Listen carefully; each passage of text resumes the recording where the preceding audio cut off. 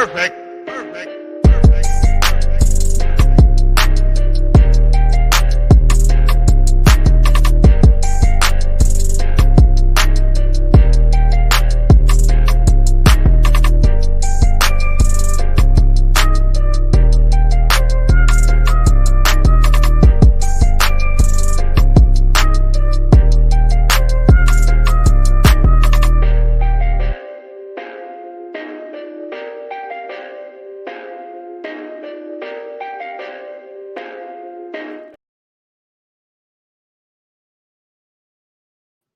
All right, everybody, what's going on? And welcome to another edition of SWAC Talk, the show we cover the SWAC inside and out. I'm your tour guide around the SWAC, C. Wells, coming at you. And we are going to continue our top 5 quarterbacks from the modern time at each SWAC school. And today, we take it up to exit 81 on I-20, the icon of black college football, Grambling State University, the GMen. We're going to talk about the top 5 quarterbacks from my time period. Basically from the 80s, the mid 80s to modern to current time. No disrespect to the great James Shaq Harris or Doug Williams or Mike Williams or anybody that played in the 70s and 60s and 50s. But I wanted to talk about the guys from the time that I was actually watching. So no disrespect to those GOATs, but this is about, the late 80s to now. So don't come in the comments with I forgot this guy, that guy, so I just wanted to lay that out. But before we do all of that, man, y'all make sure y'all hit those socials. I am a paid contributor for bustingbrackets.com, and my articles are up pretty much twice a week, once to twice a week. Bustingbrackets.com. I do power rankings. I have a couple in-depth articles dropping. So if you want to see that, you can hit bustingbrackets.com, or you can check out my socials. Facebook is Swag Talk, Twitter, Swag Talk 76, Instagram, Swag Talk. I have all the links posted on those sites when they drop. Also, you can get my thoughts on any. I'm doing post-game thoughts on Southern basketball. So if you want to get my thoughts on any game that's played, usually the night of the game, you can check out my Twitter page, Swag Talk 76. Or if you want to make suggestions to a top 5 list, you can do that on my socials, or you can do it on my email, swagtalk76@gmail.com. Also, you can subscribe to the channel, like the video, comment, share, the whole 9. Thank you in advance for hitting that like button and for subscribing if you haven't subscribed already. But definitely thank you for hitting that like button. Y'all make sure y'all continue to do that. And let's go ahead and jump into this list. Now, this if I dug a little bit deeper, I probably could have did a top 10. I ended up with 8 guys, but I did a top 5 and 3 honorable mentions. And again, kind of like my JSU video, any one of these guys could be, that's an honorable mention, could be on the main list. There are no guys who didn't deserve to make the top 5. I just didn't want to do a top 8. That sounds crazy. So I just did a top 5 with 3 honorable mentions. All these honorable mention guys are solid quarterbacks. Some of them are, some of them have some tremendous stats. I will say this, when it comes to talking about statistics and comparing guys and ranking guys, stats are great. I'm a statistics guy. Stats are great. But, of course, rings and wins trump everything in debates. Football is a team sport. So if you're a guy that, that played on 4 championship teams, but you threw for barely 100 yards a game, you're not going to make the top 5 because, your team won 4 championships in your 4 years there. Now, if you contributed heavily to those championships, then, of course, I'm going to weigh that a little bit heavier. So the guys who made my honorable mention, they didn't have the best records and they didn't win a championship. And that's rare at Grambling because you look at any decade, for the most part, you're going to see Grambling winning championships in that era, in whatever time period it is. So there's a couple transition guys in my honorable mention, and that's why they didn't necessarily make it there. They had good numbers, but, the guys ahead of them had great numbers and they had success in championships. So that's why, I'm where I am with that. So let's go ahead and start off with my honorable mention. We'll do these kind of in chronological order. starting at the earliest to the latest. My first honorable mention guy was Sean Burris. He was the quarterback at Grambling from 1990 to 1991. Had tremendous numbers. Teams didn't necessarily play the greatest. Grambling was 13-9 in his 2 years there as a starter. His best year was in 1990 when they went 8-3. They won a Heritage Bowl in 1992 after he was finished. So they had talent on those teams, but they just couldn't really get win the games with him there.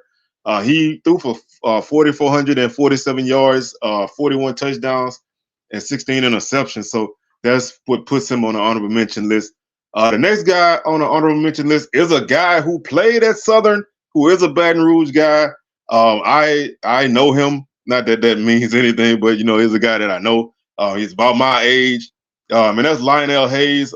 He, if you know the Southern University Marcus Jacoby story, then he's the guy who probably should have been starting at Southern, or at least in the mix for the starting job there. Didn't get it, left, went to Grambling. He played at Grambling in 98 and 99 under Doug Williams. He was the first quarterback Doug Williams had. And that was a transition time coming from that end of the Eddie Robinson era to the Doug Williams era. The teams, they got better, as the time went on. His Doug Williams first year, they went 5-6. The next year they went 7-4 and had a tremendous opportunity to make the first SWAC championship game. In 1999, they ultimately lost in the Bayou Classic 37-31. In a game that they led 31-10 at the half. Had 2 good seasons, but the team was still trying to find their footing coming off of those last few Eddie Robinson years. So not a lot of success as far as wins and losses goes, but threw for over 5,000 yards, 5,308 yards, 49 touchdowns, 17 interceptions. Had a great connection with Scotty Anderson. Laid the groundwork for those early 2000s Grambling teams. So that sometimes when you're the first of a group, you may not do the best, but you help lay the foundation for the guys that follow. And that's what Lionel Hayes was. Big guy, basketball player, strong arm. You can run it if you needed to. Can throw it a mile. Was just a really solid quarterback, and like I said, playing for Doug Williams at the beginning of his first tenure there, that's always a footnote to a career. Last honorable mention guy probably would have made the top 5 if he was able to finish his career at Grambling, and that's Brandon Landers. He played from 04 to 07, was ineligible his senior year at Grambling, so didn't get to play in 08. Went to Shaw and played there, but this was a guy who had tremendous numbers. Over 7,000 yards passing, 58 touchdowns. He did have 44 interceptions, which is definitely a knock. And the team was 17-17. Now, one footnote: he started in 04 when Bruce Eugene got hurt. He was the starting quarterback that year. Bruce took over in 05 again, and Grambling won the SWAC. So when Landers got back in at the helm, they went 3-8 and 8-4. They did make the SWAC championship game in 07, losing to Jackson State. And so it's kind of like I don't really know where to place him, because the team wasn't great, but there was a team in between his time that went 11-1. So he put up a lot of numbers, like I said, over 7,000 yards, over 58 touchdowns. The team was on 17-17 in his time as a starter, so not necessarily the best numbers. Like I said, did make a SWAC championship game in 07, but didn't win it. So that kind of is the one thing, and the fact that he was unable to finish his career at Grambling in his senior year really hurts his legacy a bit to me. Not that it means a lot to none of y'all. But moving on to our top 5, and this guy, number 5, is probably one of my favorite Grambling athletes, period. And that's Randy Himes. He was a quarterback. He played wide receiver early in his career at Grambling. Scored a few touchdowns. Had a nice touchdown in the Bayou Classic in '99. Was a basketball player. Took over at quarterback in 2000 and helped Grambling win their first 2 championships under Doug Williams in 2000 and 2001.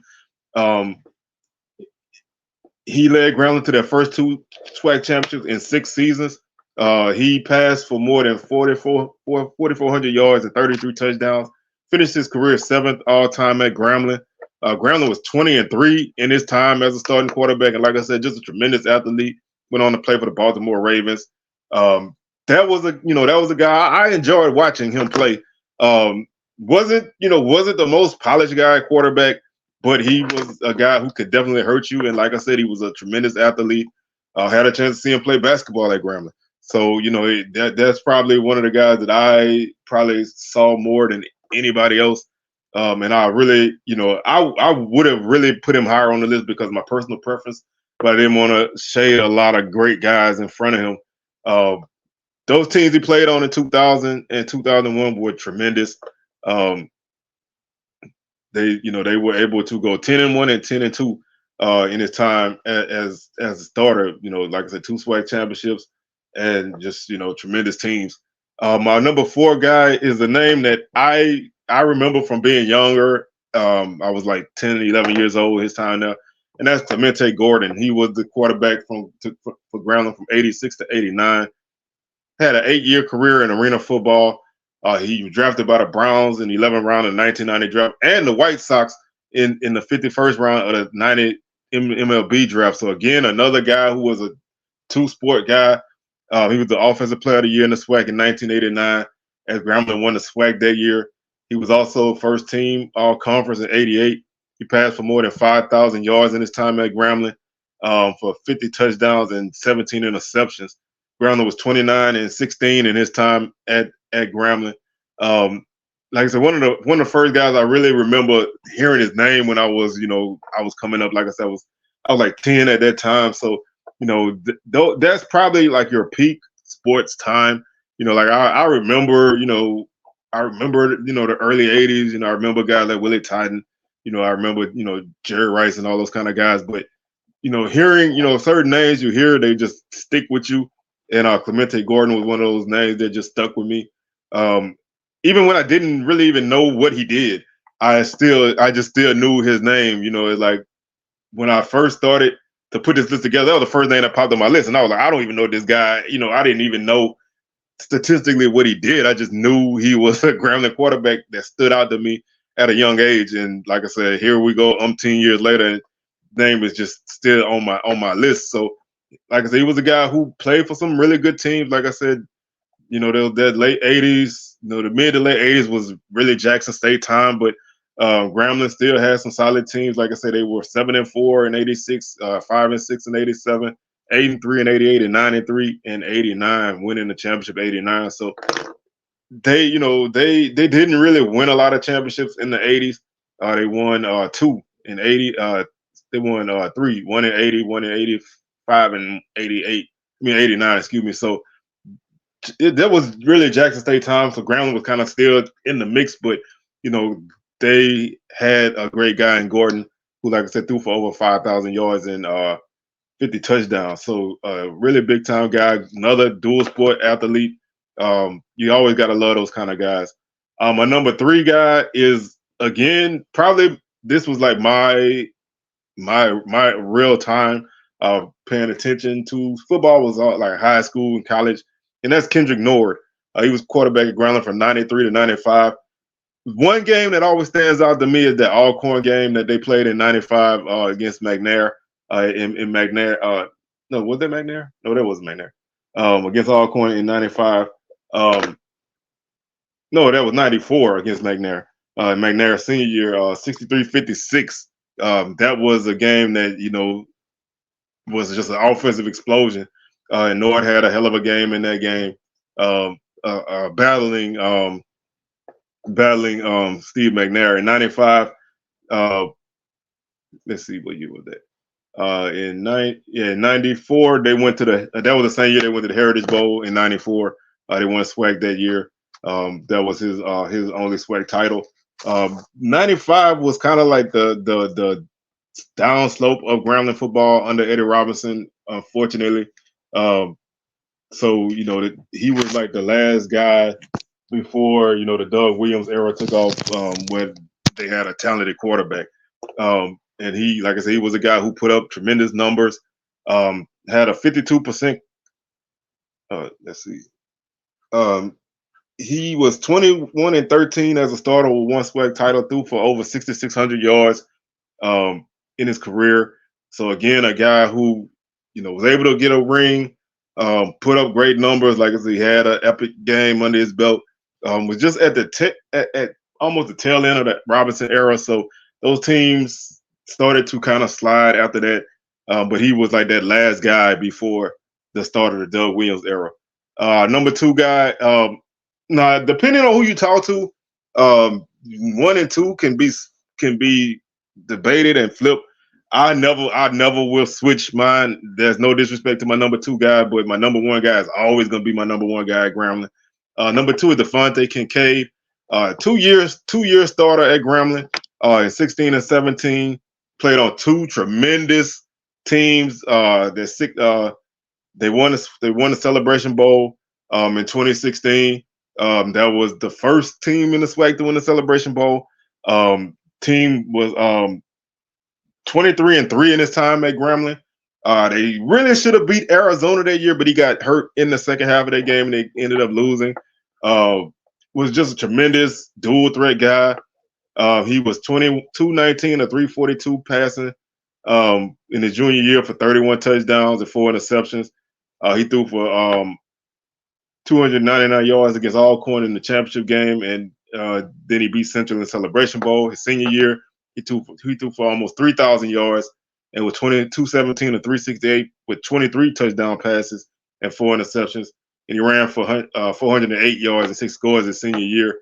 Won multiple awards. He was a back-to-back Bayou Classic MVP, All SWAC first team and offensive MVP honors. 2-time recipient of the Big Ben Award, the Doug Williams Offensive Player of the Year in 2016, SWAC Newcomer of the Year in 2016, Walter Payton finalist. Does not, the list goes on. And this was an electric guy. He came from, he transferred from Ole Miss, took over the job when he got there basically, and just, was off and running. And like I said, played on some tremendous teams, helped Grambling win their last 2 SWAC championships up to this point, and was definitely a guy that a lot of people, probably younger than me, probably look at him as the guy at Grambling, because a lot of times your guy is the guy that played when you were in a certain age, and for some people, Kincaid is that guy, and I love Devontae Kincaid, but my number 1 is always going to be my number 1, and I'll argue all day about that. And of course, it goes without saying, my number 1 is Bruce Eugene. He played from 01 to 05, missed 04 with an injury, started in 02 and 03, came back, started 05. He left Grambling as the all-time passing career leader, second all-time leader in the SWAC with 13,530 yards passing, 140 total touchdowns, 38 interceptions. He had 1,657 pass attempts, 874 completions. Team was 29-6 in his time as a starter at Grambling, won 2 championships. When you look at Bruce Eugene, you see a guy who you would not believe would be a great quarterback. I mean, he's a stocky type guy, not that tall, but he was mobile for his size. And of course, his size helped him if he chose to move around. Had a tremendous arm. Was never out of a game. That 2003 Bayou Classic battle between him and Quincy Richard was one of the best offensive explosions I've seen in between both teams in any game that I was at in person. Those 2 guys went at it. Bruce was a guy who, as you can see, he left with all the records. He put up tremendous numbers. The team won. He helped win titles. You know, he missed a year due to injury, came back the next year and did the same thing. That's GOAT status to me. You know, that's a guy who I could argue, you know, as one of the top quarterbacks in the SWAC period. You know, my top guys, you know, are McNair, Titan, Eugene, you know, and then you know you can go whatever else after that. But those are, you know, that's rare air to be in, and to be able to see a guy play, which I was fortunate enough to really be able to witness those three guys play to various levels of attention that I was paying in my life. To see those guys reach that echelon, that's something that you have to appreciate. And my number one guy will always be my number one guy. You know what I mean? Bruce was, you know, even as a fan of a rival team, you had to respect his game. You had to respect, you know, the threat that he was, and you just had to be, you know, ready for anything, you know, anything at any time. So that's my top five. Like I said, my three honorable mentions, just to run through the list again. Honorable mentions: Brandon Landers, Lionel Hayes, and Sean Burris. Number five, Randy Hines. Number four, Clemente Gordon. Number three, Kendrick Nord. Number two, Devontae Kincaid, and then number one, Bruce Eugene. So I'd like to thank y'all for tuning in. I think my next list is probably gonna be Alcorn. That should be a fun one. Of course, we know the head guy on that list. But there's a couple other guys who had some great careers that we're gonna talk about. And you know, we'll do that one at some point. So keep it locked in with us. Again, got some articles dropping on bustingbrackets.com this week. So keep it locked with my socials, and we will catch y'all on the rebound. Peace.